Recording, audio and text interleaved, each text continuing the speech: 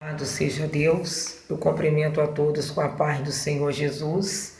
Grata a Deus por mais essa oportunidade que o Senhor nos concede de estar aqui para bendizer o teu nome, para glorificá-lo e agradecer-lhes por tamanhas misericórdias na nossa vida, porque as misericórdias do Senhor são a causa de eu e você não sermos consumidos.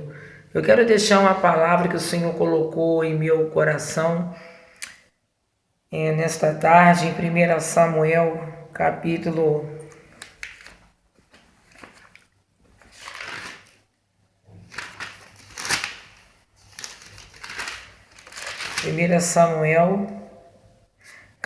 28, que diz assim: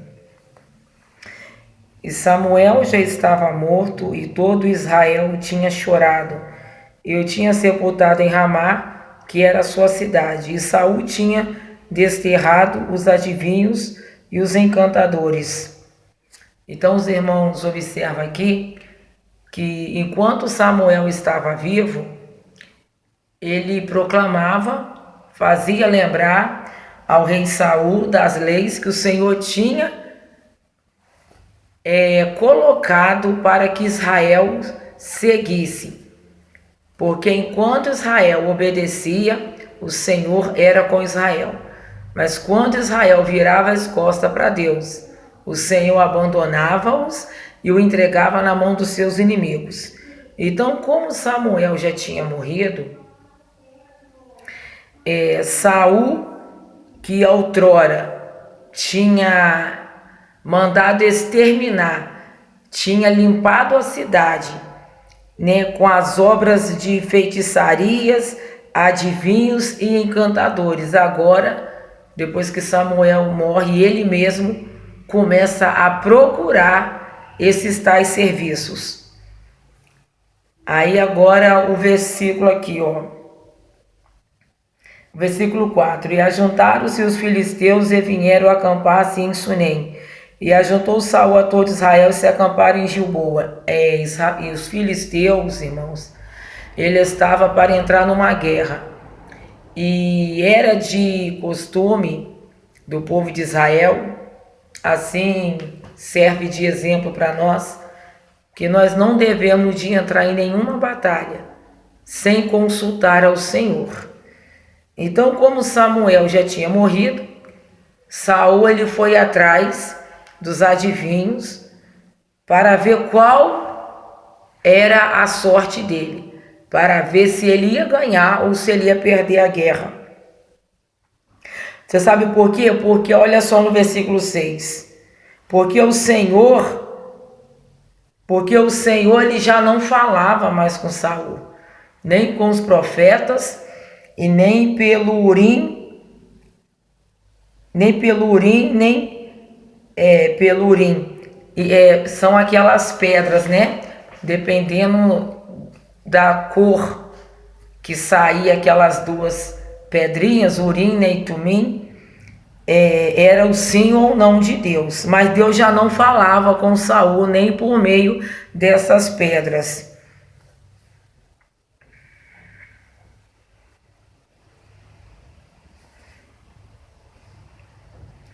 Aí olha só aqui o versículo 7. Então disse Saul aos seus criados: Buscai-me uma mulher que tenha um espírito de feitiçaria, para que vá a ela e consulte por ela. E os seus criados lhe disseram: Eis que em Dor há uma mulher que tem o espírito de adivinhar. E Saul se disfarçou e vestiu outras roupas. E foi ele com os 2 homens, e de noite chegaram a mulher e disse: Peço-te que me adivinhes pelo espírito de feitiçaria, e me faça subir a quem eu te disser. Então a mulher lhe disse: Eis aqui, tu o sabes que o Saul fez. Como tem destruído da terra os adivinhos e os encantadores? Por que, pois, me armas um laços à minha vida para fazer morrer? Então, aquela mulher ali, ela reconheceu Saul depois, e E ela falou assim: olha, você mandou acabar com todas as pessoas que praticam os adivinhos, a feitiçaria, o encantamento, porque agora tu arma um laço para me apanhar.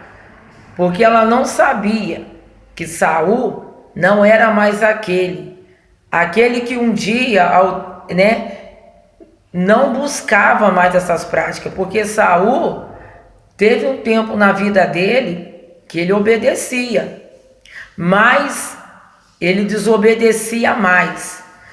Mas aí, depois que Samuel morreu, aí o negócio desandou de vez e ele foi buscar aquela mulher que praticava feitiçaria, a qual ele tinha mandado ir embora das terras, né, de Israel, porque Deus ele condena essas obras, né, porque essas obras elas são das trevas. Então, aquela mulher, como os irmãos sabem, ela invocou aqueles espíritos do mal, maligno, que não é da parte de Deus, e Saul achou que estava falando com Samuel, que a palavra do Senhor fala que ele entendeu que era. Mas eu quero dizer para os irmãos que toda pessoa que sai da direção de Deus, a interpretação e a visão que ele tem não é da parte de Deus, mas é sim a da parte de Satanás. Porque aqui o versículo fala que ele tinha entendido no conhecimento dele, achando que era Samuel, mas não era. Porque o inimigo, meus irmãos, ele vem com sapatinho de algodão. E as pessoas também que morrem, elas não voltam mais. Porque a palavra do Senhor fala, segue-se o juízo. E quando a gente vê relato de pessoas, algum parente meu morreu e apareceu para mim. A própria palavra do Senhor fala que isso daí são obras de encantamento, de feitiçaria. O inimigo ele tem um certo poder, ele pode vir através de um sonho com a fisionomia do seu parente, mas não é o seu parente. O inimigo só está usando a imagem, né, do seu parente para te enganar. E a função dele não é trazer o seu parente, porque ele não vai voltar mais. Mas a função dele é te enganar, porque você está vivo e com certeza ele vem com a fisionomia do seu parente, alguém que você tem muito estima, muito apreço, alguém que você confia. O inimigo ele usa dessa imagem para poder te dar uma direção falsa. Assim diz o Senhor Jesus para você.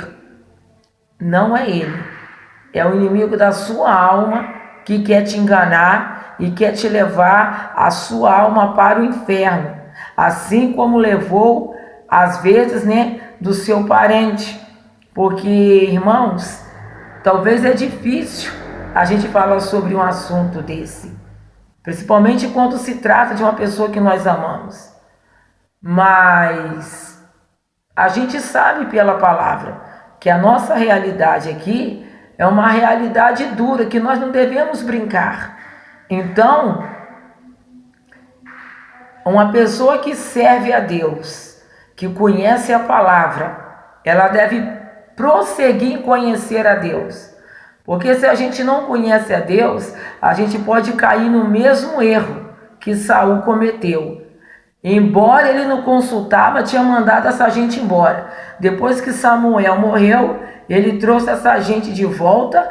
Aliás, ele foi atrás dessas pessoas para consultar, porque Deus já não falava mais com Saul, porque Saul ele entrou em rebeldia contra Deus. Então a mensagem de Deus para nós nessa tarde: a obediência vale mais do que o sacrifício.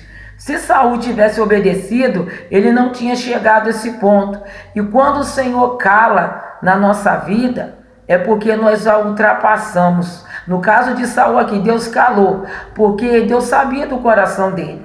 Deus sabia que ele não ia se render. Então o Senhor ele vai dando corda, e deixa que nós mesmos cavamos a nossa cova. E a palavra do Senhor fala aqui, que Saul ele foi batalhar, né? Se você ler o versículo adiante, ele foi para a batalha, mas ele mesmo, diante de tanta ruína, tanta desgraça, ele viu seu filho Jônatas sendo morto, e depois ele mesmo fincou a espada nele mesmo, e teve uma morte muito triste ali. E esse é o fim, meus irmãos, de todos aqueles que abandonam a Deus. Aqueles que abandonam a direção de Deus, o fim deles é triste e é muito trágico. Então, não entra por esse caminho de Saul, amém?